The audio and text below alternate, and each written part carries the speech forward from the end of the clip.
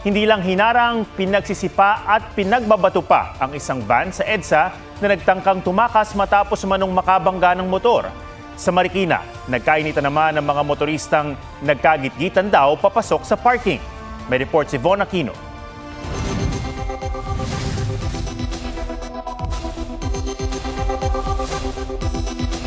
Sa gitna ng bangayan ng mga driver ng pick-up at ng kotseng yan, biglang lumabas ang isang lalaki mula sa puting sasakyan sa harap ng kotse at hinedlock ang driver ng pick-up.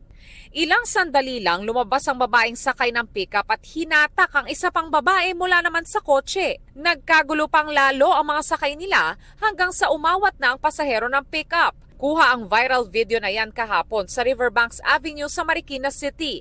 Ayon sa pulisya, gitgitan sa pagpasok sa parking lot ang mitya ng gulo. May nauna pang sakyan sa kanila na nakapasok na. Okay po. Nakapasok na. Ngayon, sumusunod po itong pick-up natin, yung nasa left side. Then from there po, hindi pa na po sila makapasok din kasi nga po, nakaharang na rin po yung hindi na nagbigay yung nasa white kasi naiharang niya na yung sasakyan niyang nauna. Then hanggang nagkatapat po yung Vios at saka yung pick-up. Magkakamag-anak daw ang sakay ng kotse at ng puting sasakyan sa harap nito. Nagkaharap-harap na ang mga sangkot at nagkaroon na ng initial settlement.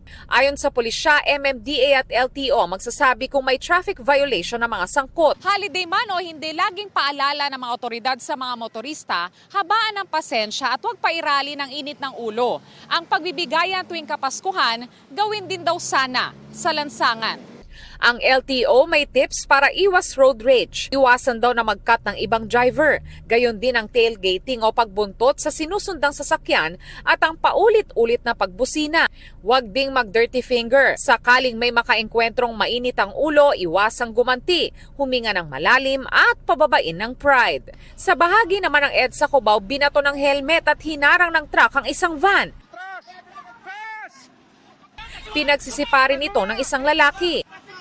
Tuluyang nakalis ang van na nakabangga pala ng rider kaya pinipigilang makatakas. Instead na uminto siya at tulungan yung kanya nabangga, nag-attempt po siya na tumakas at bumalik sa EDSA. Inisyohan ng Quezon City Traffic Enforcement Unit ang ticket ang nahuli ng van driver para sa reckless driving.